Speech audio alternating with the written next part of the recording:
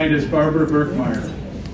I'll be honest, I didn't know who Barbara Berkmeyer was when I got a phone call out of the blue one day from some lady named Julie who said, "How do you nominate someone for the Iowa Golf Hall of Fame?" So I explained the process to her, and in the course of our conversation I realized fairly quickly that, hey, I know Barb's son Skip from working various USGA events. He seems to represent Missouri about every time I ever work a USGA event, so obviously a heck of a player himself. And soon enough, one of the best nomination packets we've ever seen showed up in the mail. Steve Spray was the official nominator, but I know Julie had a big hand in putting it all together. After reading through everything myself, it was pretty obvious to me very quickly that Barb deserved to be in the Hall of Fame. Her accomplishments, which you're going to hear about in just a little bit, are simply astounding. And what's even better is that she's still adding to those accomplishments as she moves into her 70s. So it is my pleasure to introduce Julie Spitzbaden, who will introduce Barb tonight. Julie, come on up. Good evening. Thank you for that nice introduction. Well, it's such an honor for me to be here tonight to celebrate Barbara Bubany Berkmeyer's induction into the Iowa Golf Hall of Fame. It's also special to me in a personal way because I too have very deep roots in the state. I was born in Davenport and I grew up playing golf at the Davenport Country Club. As a result, I recognize names of previous Hall of Fame inductees from my childhood. As a teenager, I played and traveled with Jackie and Sharon Flatos to many golf tournaments. I took lessons from Bob Fry. I knew Ted Lockey because he was a member of the Davenport Country Club. And of course, anyone involved in golf in that era knew of Jack Fleck and Casey Johnstone, Corky Neidl, and of course, Steve Spray, just to name a few. Iowa is special to me also because my 60-plus year friendship with Barbara all began here in the state of Iowa when we were teenagers playing in golf tournaments.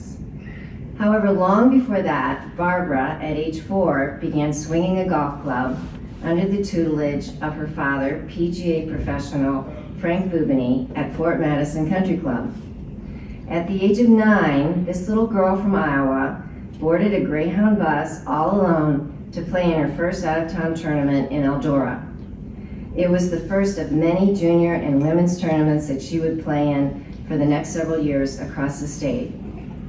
During her teenage years, Barbara became one of the young rising stars on the Iowa junior golf scene.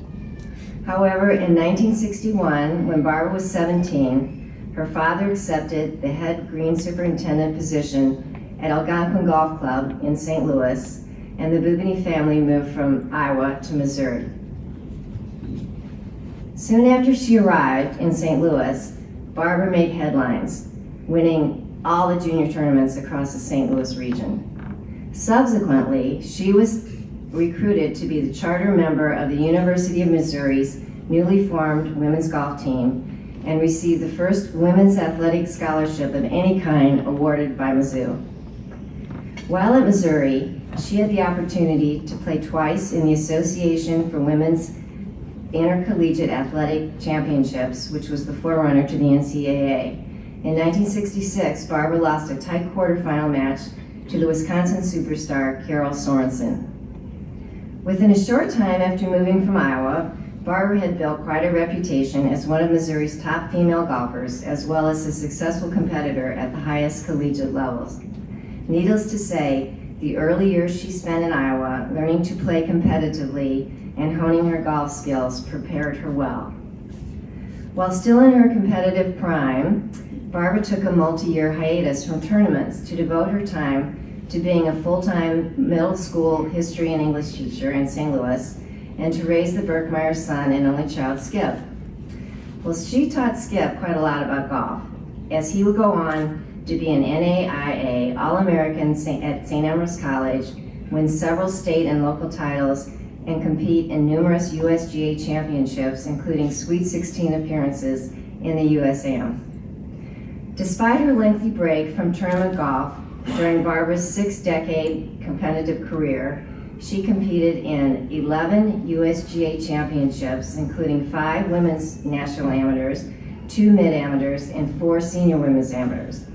In 2002, Barbara was the USGA senior women's amateur runner-up, losing in the final match to 4-time winner Carol Semple Thompson. That year, Barbara was also the Canadian Women's National Senior Championship runner-up, and Barbara is a past winner of the Women's Western Golf Association Senior Women's Championship, a 5-time Missouri Women's Amateur Champion, a 12-time Missouri Senior Women's Amateur Champion, 12-time St. Louis Women's District Association Champion, winner of the Southeast Iowa Ladies Amateur, and she played in 4 LPGA events and was low amateur twice. This little girl from Iowa to this day is known for her consistency and her natural ability to repeat her classic beautiful golf swing. With a current 4.1 handicap index, competitors young and old still say, Barbara pars us to death, and Barbara still gives credit to her Iowa golf pedigree. In addition to Barbara's golf skills and achievements, she is widely recognized for her sportsmanship, consideration to her opponents, her graciousness, and her humble demeanor. Okay, the video you are about to watch tells more about the story of a young Iowa girls' golf journey that began in Fort Madison, Iowa so many years ago. The video was part of Barbara's Hall of Fame nomination materials submitted in 2020. Some dates mentioned reflect that time period, and new content has been added. By the way, from the first Iowa Golf Hall of Fame nomination submission in October 2018 until December 2021, Barbara had no knowledge of her nomination and all that went on behind the scenes.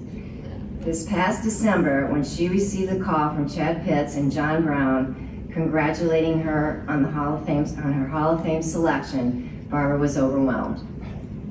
So the video is, I think, is just kind of fun, and some of it is a little bit repetitious, but I hope you enjoy it.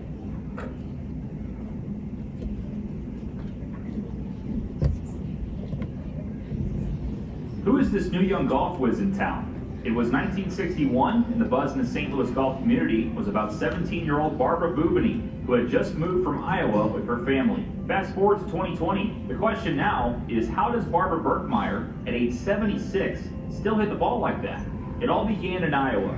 Barbara was born in 1944 into an Iowa golf family. Frank Bubany, Barbara's father, was a PGA professional and course superintendent from the mid-1940s until the early 1960s at Fort Madison Country Club, Ottumwa Municipal, and Davenport's Emice Park. Frank is well known for his 1953 Iowa PGA Championship victory over Jack Fleck in a sudden death playoff. Fleck, 18 months later, won the U.S. Open, defeating Ben Hogan. Frank put a club in Barbara's hands at Fort Madison when she was just 4 years old. He was the only golf instructor Barbara ever had. Swing like a man, act like a lady, he told her. Barbara's older brother Chuck Bubany once said, in those early years, the question was not whether we learned to play golf, but rather how we played it. We were taught to respect the game, the golf course, and the rules. Frank often took Barbara and Chuck to exhibitions and tournaments across the state to watch the best players. As a young girl, Barbara was frequently seen trudging along the 9-hole Fort Madison course, trying to keep pace with the longer strides of her older brother and his friends. Barbara was 10 years old when the family moved to Ottumwa. For the next several years, she competed in Iowa junior and women's tournaments statewide, from Spencer to Denison, Eldora, Keokuk, Marion, Fort Madison, Muscatine, Newton, Waterloo, and Des Moines. She faced the Iowa female stars of the day, including Sharon Flatos, Andy Cohn, Judy Kimball, and Corky Neidl. As a freshman-sophomore at Ottumwa Heights Academy, she led the girls' golf team and was touted as one of the state's most promising young players. Barbara's brother Chuck said, Barbara always had a lot of natural ability, as well as an unwavering work ethic developed during those years in Iowa. In 1960, when Barbara was 16, the family moved to Davenport. Frank joined longtime friend and Iowa golf professional Bob Fry to oversee construction of the new Emice Park golf course. A year later, the Bubany family relocated again when Frank took over as golf course superintendent at Algonquin Golf Club in St. Louis, Missouri. Barbara's Iowa golf upbringing had prepared her well for what was ahead. Shortly after arriving in St. Louis, She placed third behind Judy Rankin in the first Missouri Girls State Championship and won the St. Louis Junior Girls Invitational Tournament. The quality and poise of her play grabbed the attention of the Missouri golf community. Already enrolled at the University of Missouri for fall 1962, in June she received word that she was the recipient of the first women's athletic scholarship awarded at the university. The newly formed women's golf team needed a star player. We'll never know what might have been if the Bubany family had remained in Iowa, or if Barbara had not taken a 9-year hiatus at the peak of her competitive career to focus on raising Skip, the Berkmeyer's only child, and her full-time teaching duties. We do know that when Iowa teenager Barbara Bubany arrived in St. Louis, she was already a seasoned, gracious competitor with confidence and a beautiful golf swing on the brink of a remarkable 6-decade amateur golf career. Sadly, Iowa Golf Hall of Famer Steve Spray passed away in May. Enthusiastic about proposing Barbara for the Iowa Golf Hall of Fame, Steve knew it would be an honor that would mean more to this Iowa girl than the many awards and tributes she has received over the years. If my dad was to nominate someone for the Iowa Golf Hall of Fame, that he would think you were very worthy of being there alongside of him. I would like to congratulate you on behalf of my father for being inducted into the Iowa Golf Hall of Fame. We're an Iowa golf family. That's who we are. To have the Iowa Golf Association recognize the most accomplished one of us, my sister Barb, is an honor bigger than there are words to say.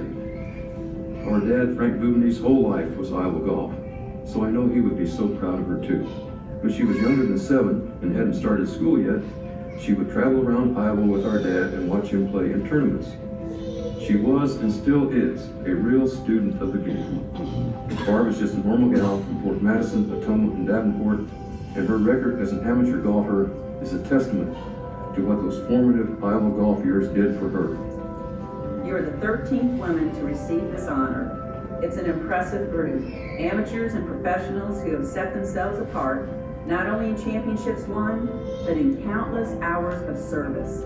Barb, you'd never say it or think it, because you're just a humble gal from Iowa, but you deserve to have your name alongside all of these talented women and men. Taking her skills not only through Iowa, but through Missouri, and also through 11 USGA championships. Arnold Palmer told me to never forget where you come from and give back when you have the opportunity. This defines Barbara. Barbara's always said the game of golf was important to her, but the family was her first priority. It's been an honor for me to know Barbara. This induction means so much to her. She has received other honors, but this has moved her to tears. She talks frequently about growing up in Iowa and how everyone was so encouraging about junior golf with access to their courses and tournaments. The great amateur golfers have had a very hard time being accomplished in 3 life areas: family, business, golf. Many are accomplished in 2, but not 3. She's accomplished in all 3. Champion golfer, great teacher, super wife and mother. Knowing what this honor means a great deal to Barbara, but also to me, knowing that she's recognized by others. She's always been in my Hall of Fame for wives and mothers. This is not a new experience for me, as my mom has been in many halls of fame, and throughout my life I've watched her succeed on the golf course over and over and over again. Her career and longevity is truly amazing. However, tonight's honor, I believe, holds a special place in her heart because Iowa is where she was born, where she was raised, and certainly where those fundamentals, not only in golf but in life, were instituted in her mind from the very, very beginning from her parents. That of all the Hall of Fames you've ever been in, and there are many, this one means the most. You've been an unbelievable mother, an unbelievable grandmother to my kids. You're in the Person Hall of Fame. You're in the Mom Hall of Fame. And tonight, I'm going to congratulate you on being in the Iowa Golf Hall of Fame. Congratulations, Mom. I love you.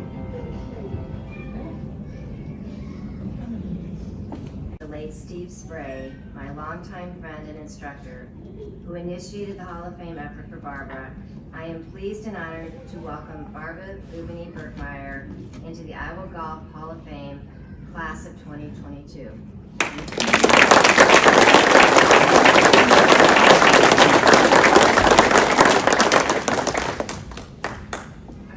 I'm really not that good.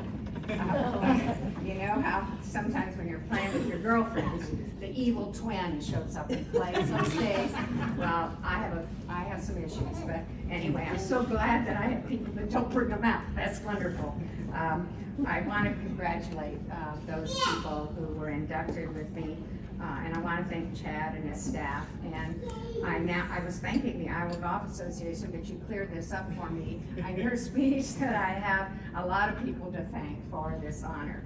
And I also want to thank Honda for their hospitality. What a wonderful, we've had wonderful food and a wonderful event here. You know, one of the fun things about this Hall of Fame was getting the list. And like Julie was talking about it, you read down the list and it's just like memory lane to read all about that. But as I was reading them, I always, when I receive these awards, I say, you know, I have this reoccurring dream that if I get up there, that I'm at the gates of heaven and Peter's gonna be there, or Angel Gabriel's gonna be there, and they're gonna say, what have you done in your life to warrant coming through the gates of heaven? And I'm gonna have to admit, I spent a lot of time on the golf course. I don't know if that's gonna make me get in or not, but let's hope they have a sense of humor. But anyway, so in reading the list, the first thing I came across was Corky Neidl. I knew her from Ottumwa, and you know, she did it all.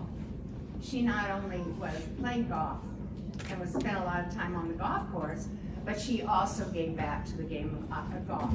Iowa, it can be, you know, can be grateful to her, women and juniors, for all that she did. So, and I would meet Corky occasionally at national tournaments, because I would always go and see who was playing from Iowa, because I would think I might know them. So I'd run into Corky, and isn't that a wonderful name for her? I just think it's the best name. If you knew her, it was a great name. It fit her perfectly. But anyway, she said last time I saw her, it was at a state team thing, and she said, oh, Barbara, I can't play anymore. I'm not that good. She said, I really think they brought me either for comic relief or to pick up the tab for dinner. But that was Corky. She was a wonderful gal. Now, Steve Spray was St. Louis Country Club. And I would go over, and I've known him I knew him for over 30 years. I would go over to the St. Louis Country Club, and it's one of my favorite places to play. And you know, we'd have a knotted relationship sometimes, and then sometimes we'd sit and have chats. And invariably we would talk about Iowa, we'd talk about the people we knew in common. And then when Julie took this task, and I just want you to know, you all need to have a friend like Julie. If you can find them, I mean, they're pretty terrific, and I've had her for some 60 years. I hope to have her for a lot more years. But she is terrific. And I want you to know, she said she was but this girl could have been the first women's editor of Golf Digest. And she turned it down. Okay, can you believe that? And you saw how she could write, she's talented. Okay, well, she met this handsome man. We women sometimes fall for these people, and she fell for this handsome man. And so she didn't want to leave St. Louis, okay? So she married him. Well, 50 years later, I guess she made a good decision. So Craig is here tonight, and I would imagine he's glad that this project is behind him. It's been a lot of time. So Julie, you have done a mitzvah. My Jewish girlfriend that I played golf with for over 50 years. Every now and then she said, boy, that's really a good mitzvah. Oh boy, that girl's done this mitzvah. Well, a mitzvah is a kindness that cannot be repaid in the Hebrew language. you've done it. So I don't know what I'm gonna do for you, but I gotta keep working on it. So I'm just gonna try to briefly go through this because I have to say just a few things, but I'm gonna try not to go over anything anyone else has said. But if you play in national events, they usually have this questionnaire that you fill out. They ask some stupid questions sometimes. But one of the things I always put on my questionnaire, I live in St. Louis, but I was raised in Iowa. For some reason, that was something that I always felt that was so important. And I found out later on when my family moved to St. Louis. I had already played, as you saw, a lot in Iowa, and I played a lot of golf, and I wanted to continue in Missouri. But it was not easy to play. I didn't know that there were 2 sets of golfers. And there were in Iowa, I didn't know 2 sets. But in St. Louis, it became very evident that there were muni players and there were private club players. So all of a sudden I arrive on the scene. My father's a superintendent at Algonquin, and the members kind of wanted me to play in tournaments. But you had to fill out your application, and then you'd have to submit it, and a committee would have to approve if you could play or not. And then I always got the biggest kick out of this. You would be accepted, and I was lucky enough to be accepted, and I had some success early on, so it didn't become as hard to be accepted. But after my name was this, Barbara Bubany, unattached. Now, what is unattached? Did it mean that I didn't have a boyfriend? What did unattached mean? It meant that I didn't belong to a country club. Okay, so you had, so it was a little harder to get in tournaments. It was a little harder. And I thought, well, I didn't do that. I didn't have to do that in Iowa. Well, what happened was that, you know, Missouri was just a little bit behind the times. But I was playing in one of the tournaments, and I noticed that this man was following us, and I didn't know who he was. And so the play kind of stopped on a par 3, you know how it backs up. So he came up and he introduced himself. And he said, well, I'm Bill Beck, and I'm the golf editor of the St. Louis Post-Dispatch. And I said, you know, Barbara, if you're going to play golf in Missouri and in St. Louis, you better be looking for a husband that's a country club member. And so I did. But so Rick, I did meet Rick several years later, and we got married, and it's been 56 years. So I think we've gotten beyond the country club membership. Okay, but he said that was it. But Missouri, I can't criticize Missouri because Missouri has been so good to me. And I want to tell you, it's Missouri if you live outside the state, but it's Missouri if you live in it. So I interchange it. But Missouri has been good to me. But they were about, as I said, a decade behind. You had high school golf in Iowa, and you had good women's golf, and you had a lot going for us, and I was lucky enough to participate in that. But they have been so supportive of me, and I've been very lucky. Missouri's been good to me. But I want to tell you that when our son, who's here, and he's here with his lovely daughter, Becca, and his other daughter, Charlie, and his wife, Jamie, who's a 2-time state Missouri champion, they're probably on the baseball or the softball field somewhere, but they couldn't come. But I do have Becca here with our son. When he was looking for colleges to explore, we didn't make him. We kind of requested that any school that offered you a scholarship, you were going to go see what you were going to accept or turn down, but you were going to go. So we visited St. Ambrose, and my brother Chuck, who's here with his wife, Jenny, and daughter Katie, he attended Ambrose. But anyway, our son was offered a scholarship, so he went to Ambrose. And by the way, my brother was a contemporary of Steve Spray and played against him and with him in NAIA tournaments. And he always said what a great guy he was, and I would agree with him. He's done me such a kindness. So anyway, my son eventually did go to Ambrose, and it was probably a little bit because of one of your Hall of Famers, Jim Hazley. We went out to Emice, And we went out there, and he immediately started talking about my son's Papa Frank, and he knew him. And so that was a big deal that he knew it, and that's where Ambrose played their practice. Didn't you practice there? Yeah, practice there. And I was glad for Skip because I thought it was important for him to have an Iowa experience. So I was so glad he decided to go to Ambrose. And he has continued in recent years to have his Iowa experience with Mike McCoy and Gene Elliott. Because they'll straighten him out, won't you guys? Okay. All right. So my brother and I speak fondly of Fort Madison, where my father was a pro and superintendent. They encourage you to play.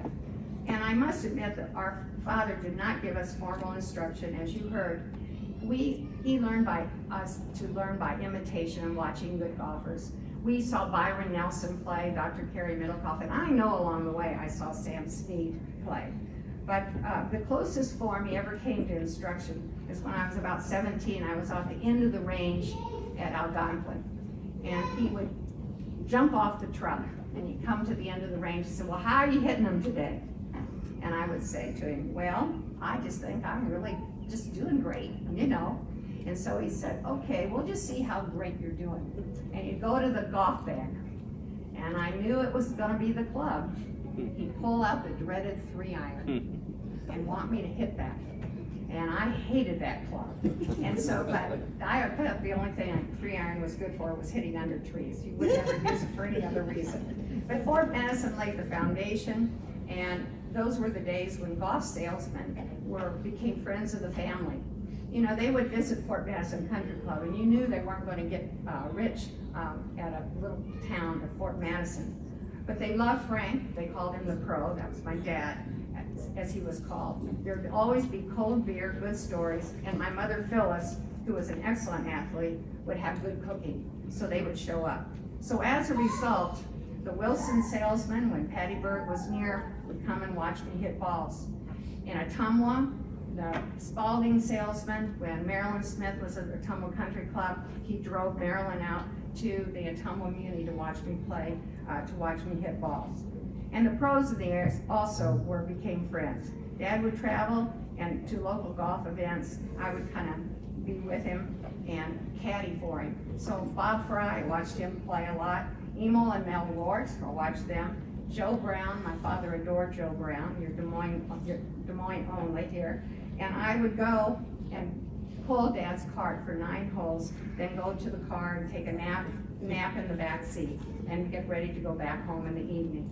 So while in St. Louis, my father established the Southeast Iowa Women's Amateur.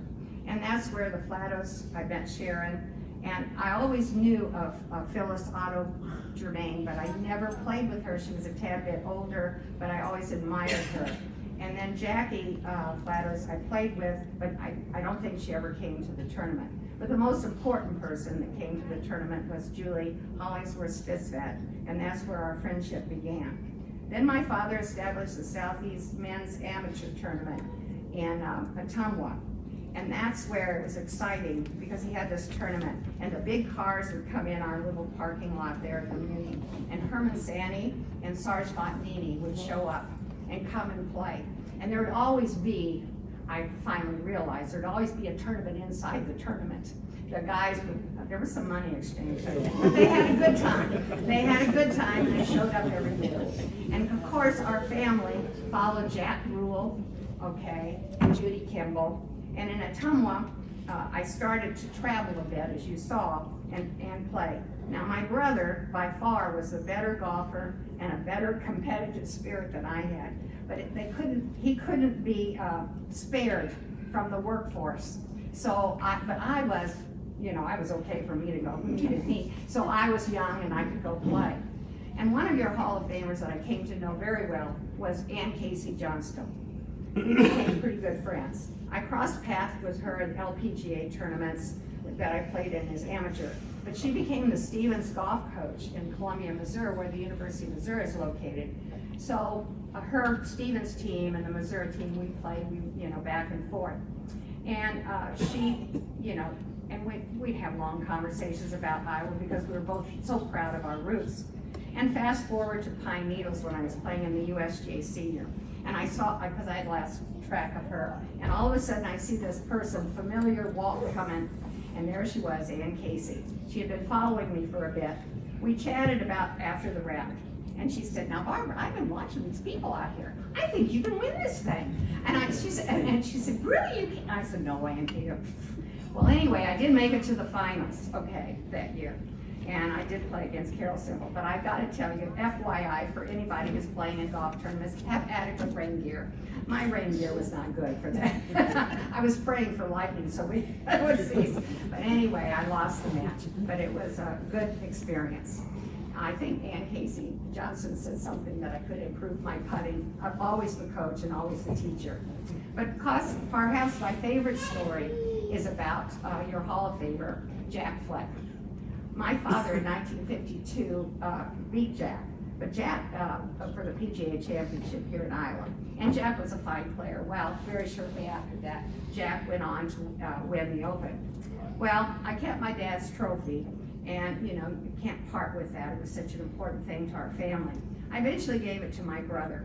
But in cleaning out things, I found this wonderful photograph of Jack and my dad with the trophy. So I put it aside. Then the Olympic Club came, and they were hosting the 50th anniversary of the Open.